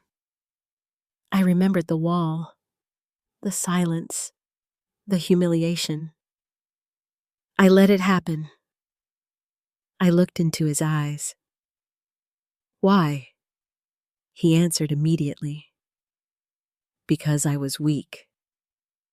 That word hurt him. I could see it. But perhaps he needed to say it. Perhaps he needed to hear it. I touched his cheek. Then don't stay weak. He nodded. I won't. Caroline watched us, and suddenly I saw fear in her eyes. Not fear of me. Fear of losing her husband. Fear of losing her family. Fear of facing herself. Daniel quietly said, Sometimes pictures happen after the truth. Nobody answered. But I thought about his words. Because the truth had finally entered this room. And truth changes everything. Ethan slowly stood. He looked at Caroline. Then he said the words that shocked everyone. I think we need help. Caroline stared at him. What? Our marriage? The room became silent again. Her eyes widened. You're saying this now? Yes. In front of everyone. He nodded. Because pretending is what brought us here. I realized then that the family photograph had never been the real problem. The photograph had only exposed what was already broken. And now, for the first time in years, everyone was finally looking at the damage. Nobody spoke after Ethan said the word marriage. The studio suddenly felt smaller. Caroline sat quietly. Her parents looked uncomfortable. Lucas held my hand. Daniel stood beside his camera, and I realized something. This family could not heal inside this room. Some wounds need space. Some people need silence. And some truths need time. I slowly stood up. Everyone looked at me. I picked up my purse. I adjusted David's brooch. Then I said quietly, "I think I should go home." Ethan immediately stood. "Mom?" I smiled gently. "It's all right." "No."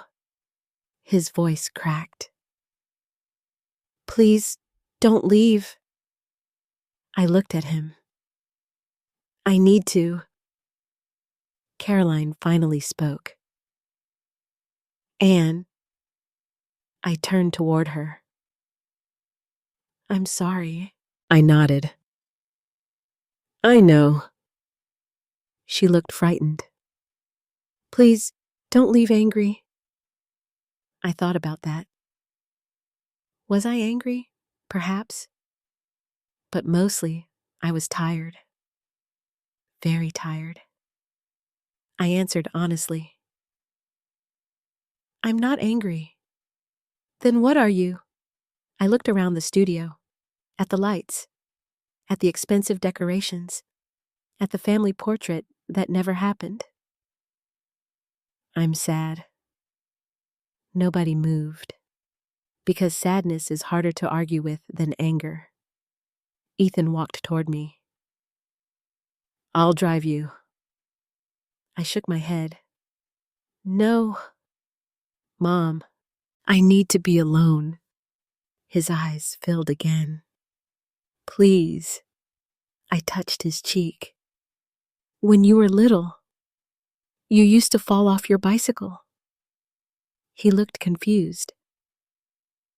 "You would always stand up by yourself." He whispered, "This is different." "Yes." I smiled softly.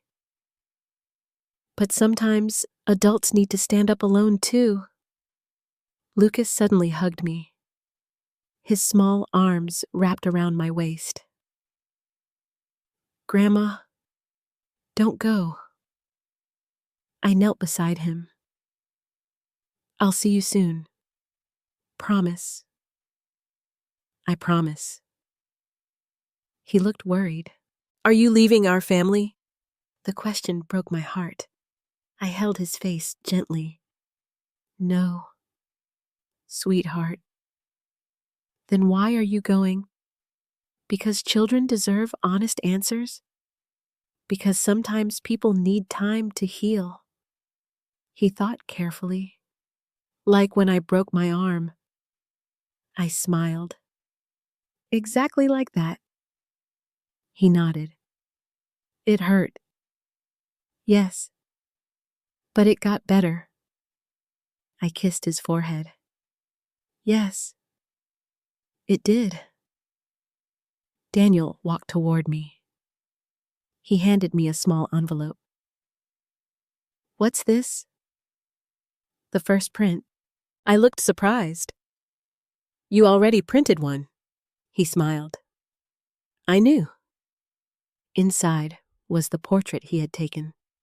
The sunlight, the chair, David's brooch, my face.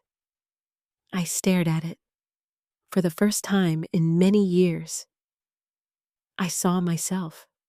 Not old, not invisible. Simply myself. Daniel spoke quietly. "My mother would have loved this picture." My eyes filled. "Thank you." He shook his head. "No." He smiled. Thank you. I hugged him. For a brief moment, I held the little boy from the fire. Even though he was now 45 years old, life is strange that way. Some people leave your life for decades, then return when you need them most. As I walked toward the door, Ethan followed me. Outside, the afternoon had become quiet. The parking lot was nearly empty. The wind felt cool. He stood beside my car. I don't want you to go home alone. I opened the driver's door. I've been alone before. He looked down. That's not what I meant. I knew. He was afraid. Afraid I would leave. Afraid things had broken permanently. Perhaps they had. I looked at my son. For the first time all day. There were no cameras, no witnesses, no Caroline, no Daniel, only us. He finally said it. I failed you, I answered quietly. Yes. The truth hurt him. I could see it, but lies would hurt more. He nodded slowly. I did. Yes. Tears rolled down his face. I don't know how to fix this. I thought about David. He always believed simple things. Simple words. Simple truths. So I answered simply. Start telling the truth. He looked at me. About what? Everything. He was silent. I continued. Tell your wife when she's wrong. Tell yourself when you're afraid. Tell your son what matters. And tell your mother when you love her. His voice broke. I do love you. I smiled. I know. He looked surprised. You do? Yes. After today, I nodded.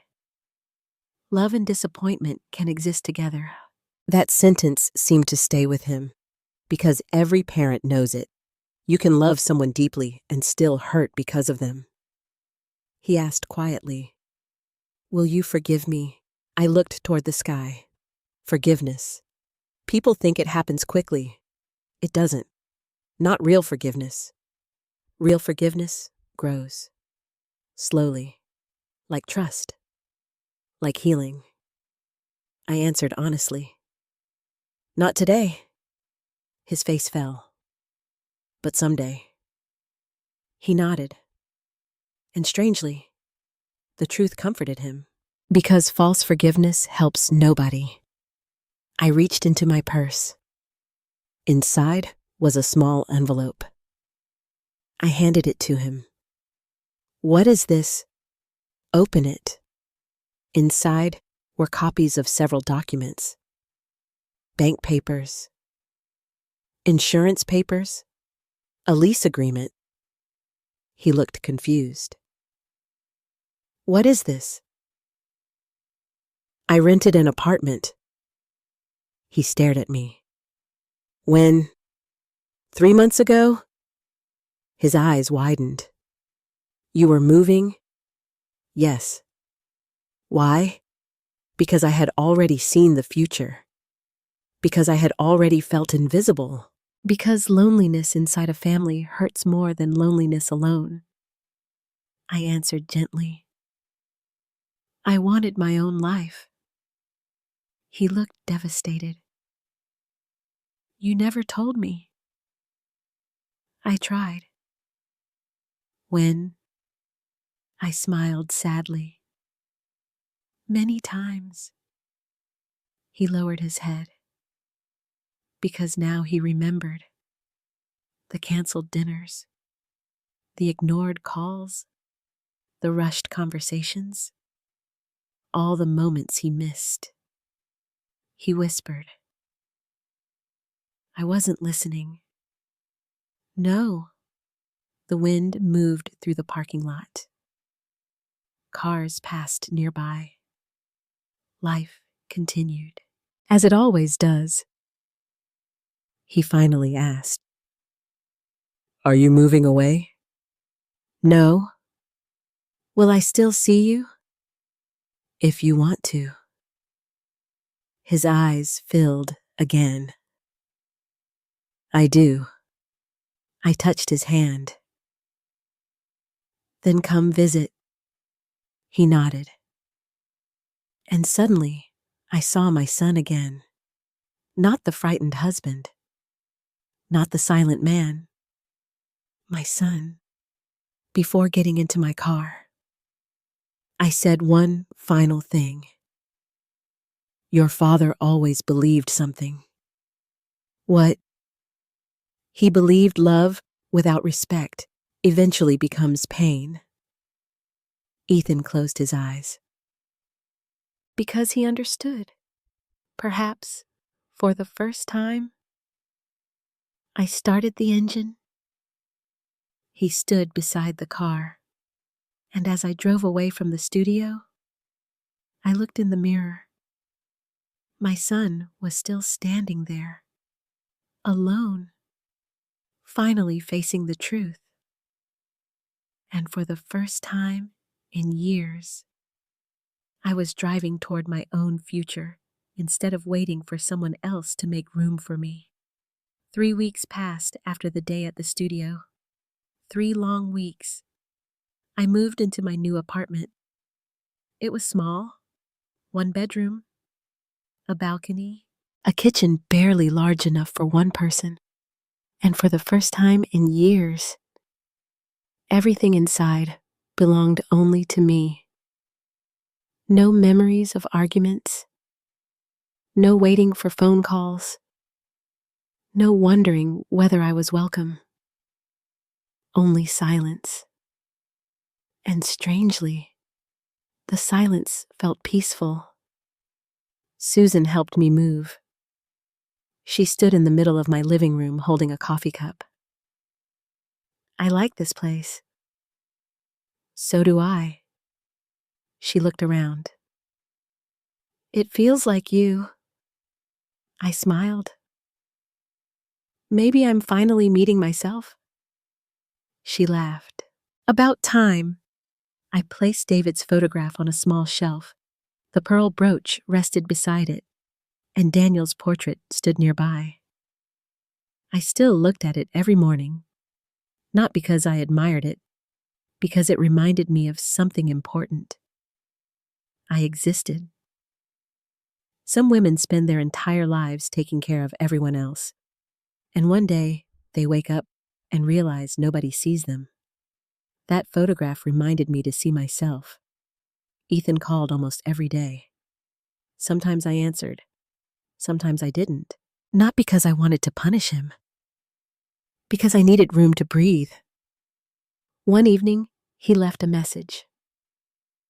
Mom, I miss you. I listened to it twice. Then I turned off the phone. Healing takes time. A week later, Daniel called. I have something to ask. What is it? The Community Arts Center is hosting an exhibition. I laughed. I know nothing about art. This isn't about art. I waited. I'd like to display your portrait. I became quiet. No. Why? Because people don't need to look at me. He answered gently. They need to hear your story. I sat beside the window. Outside. Rain touched the glass. I don't want attention. Neither did my mother. I smiled sadly. He continued. The exhibition is called Ordinary Courage. I closed my eyes. Margaret, Always Margaret. Even after death, she was still changing my life. I finally said yes. The exhibition was held in Columbus. The opening was scheduled for Friday evening. I almost didn't go. Susan practically forced me. "You are absolutely going. I don't belong there." She looked at me. "Anne, stop saying that." So I went. The gallery was larger than I expected. White walls, soft lights, photographs everywhere. Teachers, nurses, veterans, volunteers, ordinary people. And there, in the center of the room, was my portrait. Large, simple. No decorations, just me. Below it was a small plaque. Anne Fairchild. Courage often looks ordinary. I stared at it for a long time. People walked past. Some stopped. Some read. Some became emotional. One woman approached me. "Did you really save that little boy?" I nodded. She smiled. "Thank you." Another man shook my hand. A young mother cried, and for the first time, I understood Daniel. This wasn't about me. It was about reminding people that kindness matters, that ordinary people matter. Daniel stood beside me. "My mother would have loved this." I looked at the portrait. "I still don't understand why." He smiled. "Because you taught me what a person looks like." I laughed softly. "An old woman in a blue dress." "No." He looked directly at me. "A person who sees others." The gallery slowly filled. And then I saw Ethan. He stood near the entrance, alone. No Caroline. No Lucas. Just my son. For several seconds, neither of us moved. Then he walked toward me.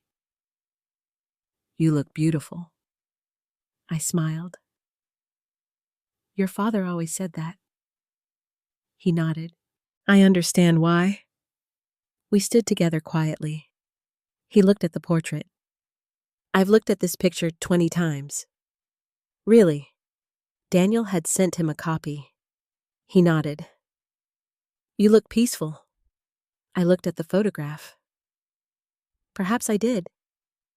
He suddenly asked, "Can we have dinner sometime?" I looked at him. Just us. His eyes looked tired. Very tired. "Please." I nodded. "Yes." Relief appeared on his face. For the first time in weeks. He smiled. Then the doors opened again, and Caroline entered. The entire room seemed to stop. She was alone. No parents. No friends. No audience. Just Caroline. She walked slowly toward the portrait. She stood there for almost a minute. Then she looked at me. Our eyes met. She looked nervous, almost frightened. Ethan became tense. I could feel it. She finally walked toward us. "Hello?" I nodded. "Hello." She looked at the photograph. "It's beautiful." "Daniel did the work." She shook her head. "No." Her voice became quiet. "He saw you." Nobody spoke. She continued. "I've been seeing a counselor." That surprised Ethan. "You have?" She nodded. For 2 weeks. She looked at me. I needed help understanding why I do what I do. I remained silent. Because words are easy. Change is harder. She continued. I've spent my whole life trying to look successful. She looked around the gallery. And then I realized I don't even know what success is. Her eyes filled with tears, and I hurt people because I was afraid. I asked quietly. Afraid of what? She answered immediately. Being forgotten. The answer felt honest. Perhaps for the first time. She looked at the portrait again. When I looked at this picture, I realized something. What? She took a deep breath. You weren't invisible. She looked at me. I was. Those words surprised everyone, even her, because perhaps she had spent years building perfection so nobody would see her fear. Ethan said nothing. He simply listened. Caroline looked at me. I don't expect forgiveness. I appreciated that, because forgiveness cannot be demanded. She continued. I only wanted to tell you the truth. I nodded. Thank you. Then something happened that nobody expected. Lucas ran into the gallery. Dad. Ethan turned. Behind him stood Caroline's parents and Lucas. Apparently, Caroline had not come alone after all. Lucas saw me. He immediately ran toward me. Grandma. He hugged me tightly. Then he looked at the portrait. His eyes became wide. That's you. Everyone laughed. He looked around the room. Everybody came to see Grandma. I kissed his forehead. Apparently. He looked at the plaque. Then he read the words slowly. Courage often looks ordinary. He smiled. That's true. And for the first time since the studio, our family stood together again. Not healed, not fixed, but honest. And sometimes honesty is the first photograph worth keeping. 2 months passed after the exhibition.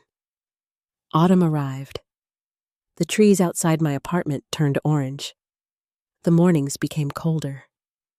And for the first time in many years, I had a routine that belonged entirely to me.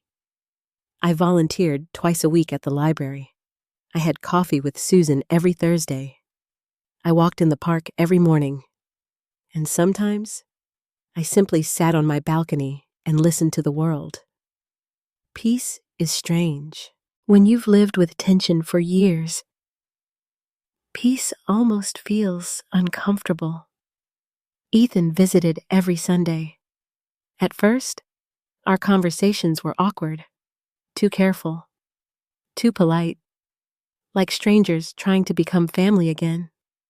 But slowly, things changed. One Sunday, he brought lunch. The next week, he fixed my kitchen faucet. Another week, he helped me hang curtains. Little things, small things.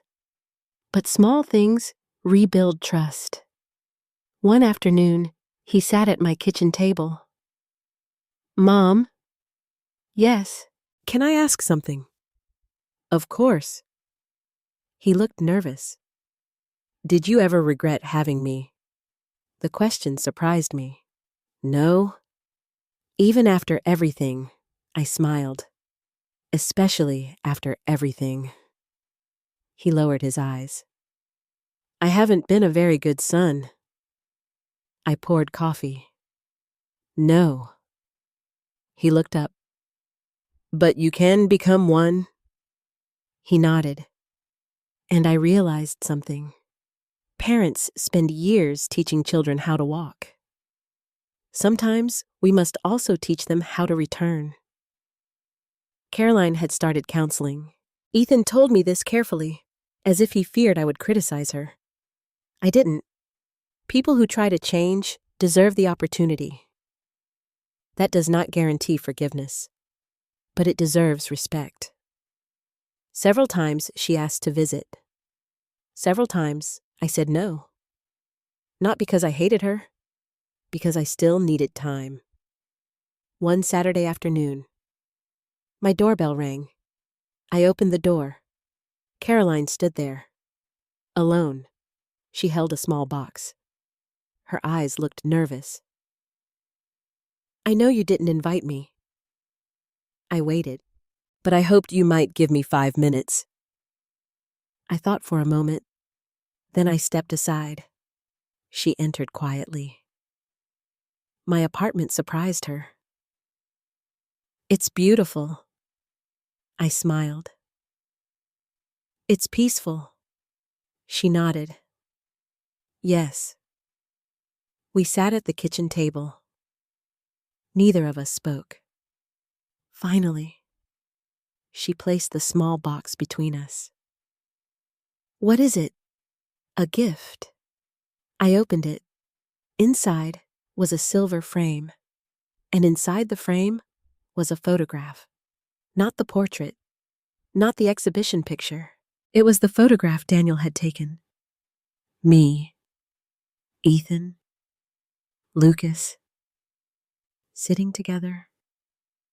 No posing, no perfect background. Just us. I looked at it for several seconds.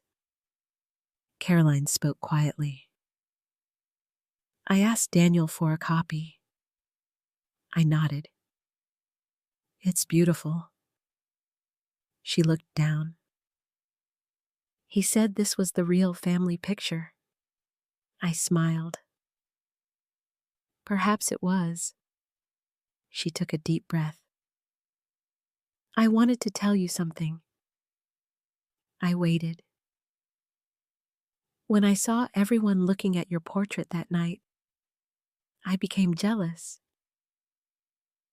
Her honesty surprised me. Jealous? Yes. Why? She looked ashamed. Because nobody had ever looked at me that way. I understood. Not completely, but enough. She continued. I spent my whole life trying to earn attention. She looked at the photograph. And you never asked for any? I touched the frame. Attention and love are not the same thing. She nodded slowly. I know that now. For several moments, we sat quietly. Then she asked a question. Did your mother-in-law ever dislike you? I laughed. Oh, absolutely. She looked shocked. Really? She thought I wasn't good enough for David. What happened? I smiled. Time. She waited. And pie. She laughed. Pie. Apple pie. I told her about David's mother. The arguments. The tension. The years it took. And eventually the friendship that followed. Caroline listened carefully. When I finished, she asked quietly, Did you forgive her? Yes. Why? I looked out the window. Because people are rarely only one thing. She became silent. And perhaps she understood. Weeks passed. Winter approached. Then one evening, Ethan called. Mom! His voice sounded different. What happened? We're having dinner Sunday. All right. I want you there. I hesitated. Will Caroline be there? Yes. I became quiet. He continued. But this time is different. Sunday arrived. I drove to their house. The same house. The same driveway. The same front door. But I felt different. Lucas opened the door. Grandma. He hugged me tightly. The house smelled like soup. Christmas decorations had already appeared. Caroline stood in the kitchen. She looked nervous. Very nervous. She walked toward me. I made your favorite? I smiled. How do you know my favorite? She looked embarrassed. I asked Susan. That made me laugh. Dinner felt awkward at first, then easier, then almost normal. Lucas talked constantly. Ethan smiled more. And Caroline listened. Really listened. After dinner, Lucas disappeared upstairs. A few minutes later, he returned carrying something. A photograph. The family portrait. The original one. The one we never took. Except now, it was different. Daniel had created it. He had combined several pictures. Me, Ethan, Caroline, Lucas. No one standing apart. No one excluded. No one forgotten. At the bottom, he had written, "Families are not perfect. They are practiced." My eyes filled with tears. Lucas smiled. Can we hang it up? Nobody spoke, because everyone understood the question. Not the picture, the family. Could we hang it back together? Could we begin again? Ethan looked at me. Caroline looked at me. Even Lucas waited. I stood slowly. I walked toward the wall, and I held the frame in my hands. For several seconds, nobody moved. Then I turned toward them, and for the first time since the day at the studio, I said the words they had been waiting to hear. I think we're ready. Winter arrived quietly. Snow covered the streets. The trees outside my apartment stood bare. And somehow, my life finally felt full again. Not perfect, not easy, but honest. 3 months had passed since the day at the photography studio. 3 months since Caroline looked at me and decided I did not belong. Sometimes I still thought about that moment, the silence, the humiliation, the look on Ethan's face, the little boy holding my hand, the photographer who remembered me. It felt like another lifetime. One Saturday morning, I received a phone call from Daniel. Are you free tomorrow? I think so. I have an idea. I laughed. Should I be worried? Probably. The next afternoon, I drove to my old house, the house where David and I had lived, the house I had not visited in weeks. Snow covered the yard. The roses had disappeared beneath the cold, and yet everything felt familiar. Daniel stood outside. So did Susan. Ethan was there. Lucas was building a snowman. Even Caroline stood quietly beside the porch. I looked around. What is this? Daniel smiled. A photograph. I almost laughed. Another one. He nodded. But this one is different. He carried only one camera. No lights. No equipment. No backgrounds. No studio. Just winter sunlight. The backyard looked exactly as it always had. The old wooden fence, David's workbench, the bird feeder, the garden sleeping beneath the snow. Lucas ran toward me. "Grandma!" He hugged me tightly. "We've been waiting." "For what?" He smiled. "The real picture." Those words touched me. The real picture. Daniel walked toward me. "Do you remember what I told you?" "What?" "Sometimes the best photographs happen after the truth." I looked around. No one wore matching clothes. Nobody looked perfect. Nobody had prepared poses, and somehow it felt beautiful. Ethan approached me. "Mom." "Yes." "I bought the house." I stared at him. "What?" He smiled. "I couldn't let strangers have it." My eyes filled immediately. "You bought it." He nodded. "We're fixing it." I looked toward Caroline. She smiled softly. "We want to keep Grandpa's garden." For several seconds, I couldn't speak. Because some things matter more than money. Some places hold people. Ethan continued. "We thought maybe you would like to visit whenever you want." I touched the old porch railing. David had built it himself. "I'd like that." Lucas pulled my hand. "Come see Grandpa's roses." The garden slept beneath the snow, but the bushes remained. Strong, waiting, like families. Daniel gathered everyone. "No posing." He pointed. "Just stand where you want." Something interesting happened. Nobody looked at Caroline. Nobody looked at me. Nobody asked who belonged. People simply moved naturally.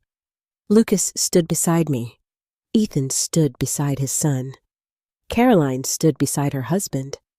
Susan stood near me. Even Daniel set his camera on a timer. We all laughed.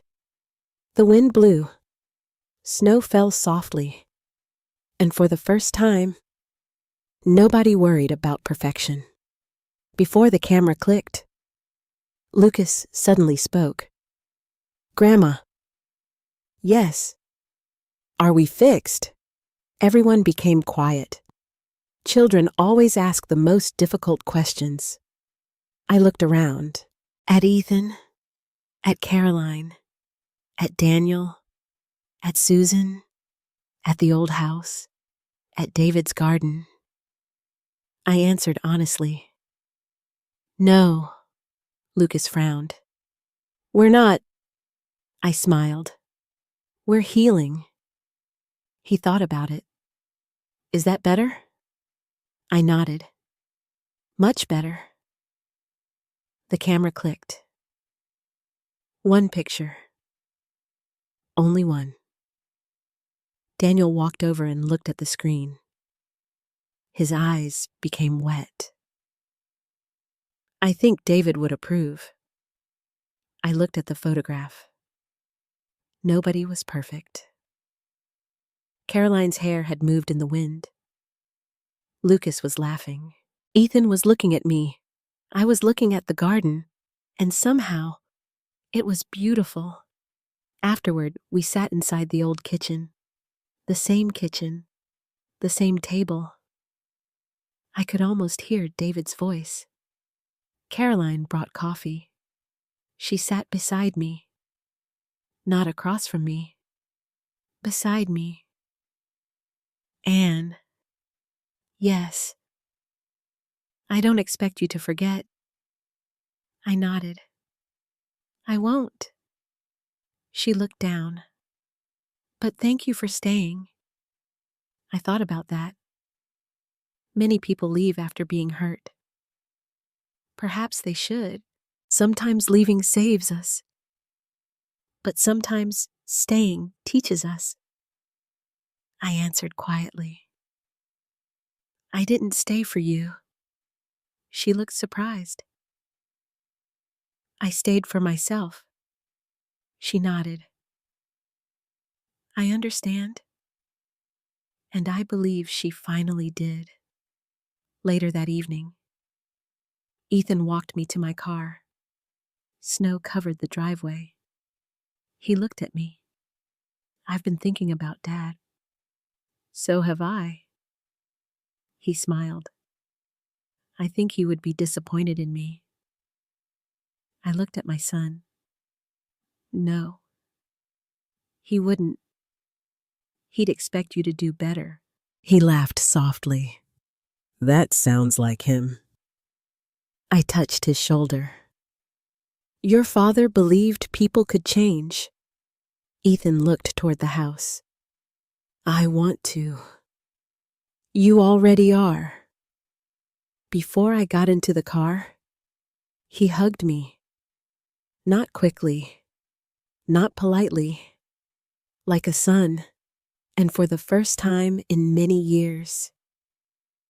I felt my family again. Not the family from the studio, not the family from social media, not the perfect family, the real one. As I drove home, I looked at the photograph Daniel had printed. The final picture? Snow, laughter, imperfection, love. And I finally understood something. Caroline thought I wasn't good enough for a family photo. But the truth was much simpler. The photograph had never needed perfection. It only needed people willing to see one another. And the woman standing alone in a blue dress had never been invisible. She had only been waiting for her family to open their eyes. Sometimes the deepest wounds do not come from strangers. They come from the people we love. Many mothers spend their lives giving. They sacrifice quietly. They work quietly. They suffer quietly. And often, they become invisible. Anne's story reminds us that worth does not come from appearance, money, status, or perfection. True value lives inside character, inside sacrifice, inside kindness. Caroline judged an old dress. She judged a simple house. She judged a quiet woman. But she never saw the heart behind those things. Many of us make the same mistake. We see age and forget wisdom. We see simplicity and forget strength. We see silence and mistake it for weakness. But courage often looks ordinary. Healing also requires courage. Ethan had to face his own failures. Caroline had to face her fears. Anne had to choose whether to protect her heart or allow it to heal. Forgiveness did not happen in one day. Trust did not return immediately. Because real healing takes time. Families are not perfect.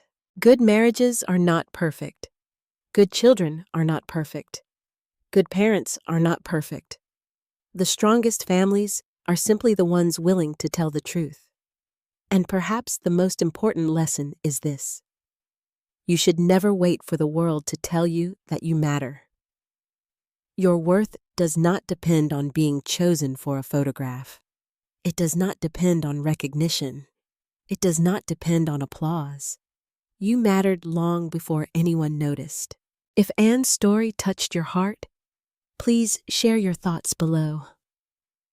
Have you ever felt invisible inside your own family? What would you have done in Anne's place? Please like, subscribe, and share this story with someone who may need to hear it today. And before you leave, tell us where you're watching from and what time it is in your part of the world. Sometimes, knowing we're not alone is the first step toward healing.